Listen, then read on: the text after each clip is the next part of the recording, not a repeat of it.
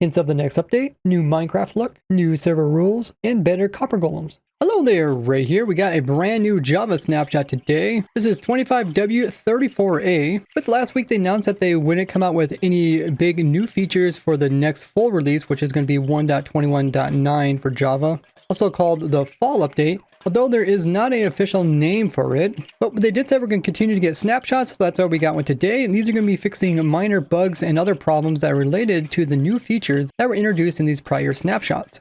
But if this is going to all come in the fall update, you'd expect it to come after fall actually comes to at least the northern hemisphere, which means we'd have to at least wait all the way to September 22nd, because that's the official start of fall, which is over an entire month that we'd have to wait. So I don't know if they're just going to do bug fixes in the meantime or what, but what do you think? And don't forget to leave a like on the video, and let's get into all the changes today.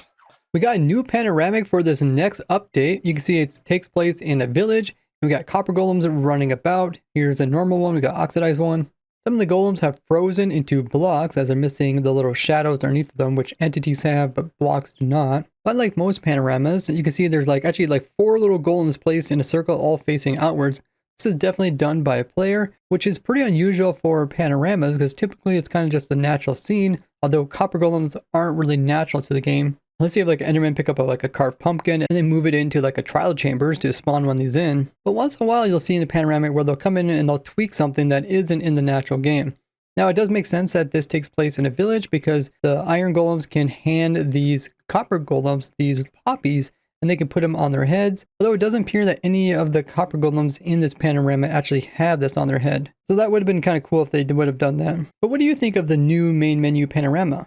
They added in a new code of conduct feature for servers. You turn on this new feature by coming to your server properties folder. Then right here where it says codes of conducts, its default is false. Set this to true. We'll go ahead and save it. And then in the same folder that you have the server properties, you want to make a new folder called code of conduct. And then inside of that, you want to have a text file. And then this is where you can put your server rules. So now when I join the testing server, a pop-up's supposed to pop up and it shows you the rules, and you have to agree to them before you can actually continue on the server. But for some reason I must be doing it wrong because nothing popped up for me. But this would just make it so that everybody kind of understands what the rules are of the server before continuing.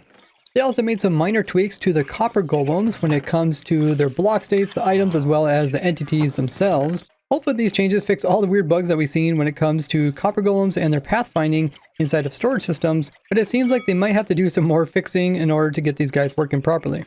They'll now correctly activate chests like trap chests so that when it's open it actually puts off a signal so we can detect them inside the chest now. They'll also now be able to fit through doors so that they can actually pathfind and do stuff in your house and come back out. So now if we look at their hitboxes, we can see they are not like a full 1x1x1 block, would have been made. So now they're the same width as a player, but they also changed their height and they actually made them taller than 1 block. So you cannot place a block over top of their head anymore. I wonder if they did this intentionally so we can't stick them in small little holes where they have to work in our little storage systems. So you either have to place a slab over their head, give them a little bit of room to move around, or you have to come in and lower the floor with some mud or soul sand. But they said they did this change so that they wouldn't get stuck inside of certain blocks, although it might be for other reasons too.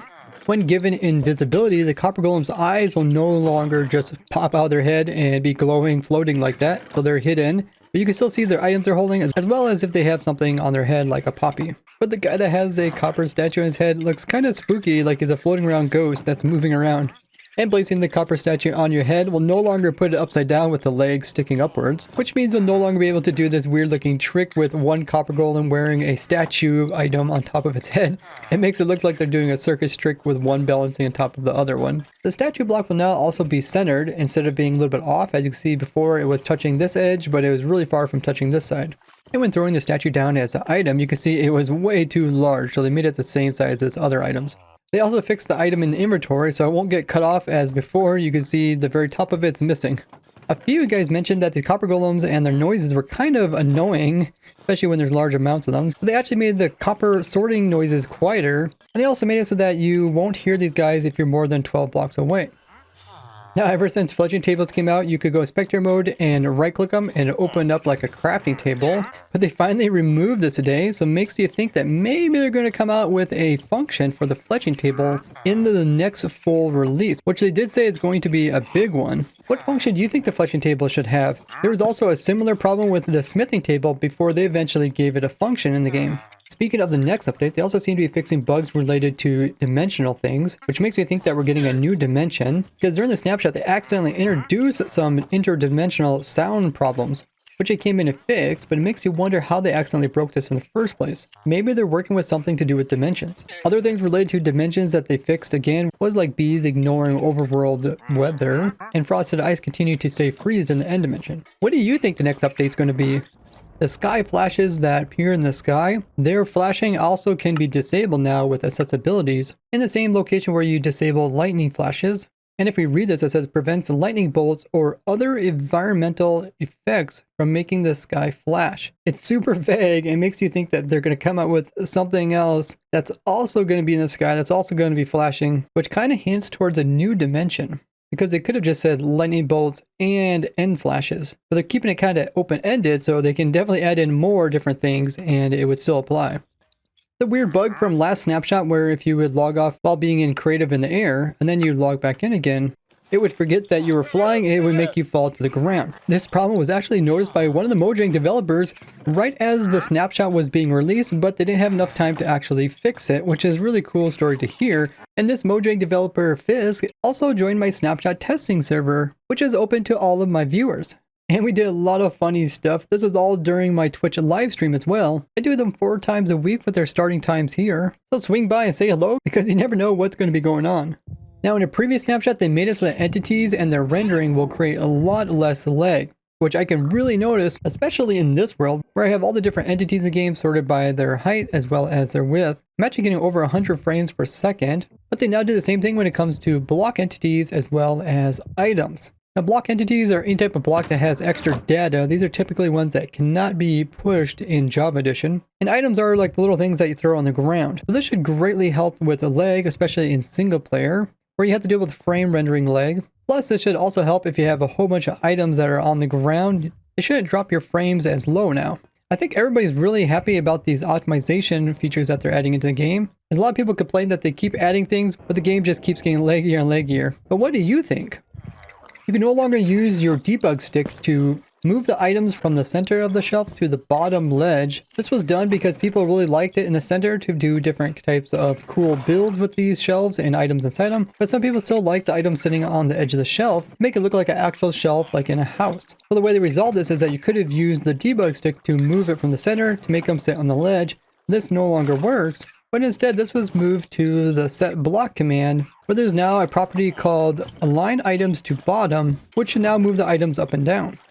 In 1.21.6, when you would shoot an arrow, it would forget who its owner was when the player would leave the server. Now, once again, we'll remember who owns the arrow, so if the arrow hits something, it will apply its property to it.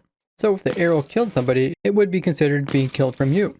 It fixed a really old bug that was made way back in 2012, and it was actually one of the first 400 bugs made in the game, and that is here in the world selection. The names can end up getting so long that they get cut off on the edge. Sweet berries were accidentally giving too many berries when harvested. This was a snapshot problem only bug and they reverted it.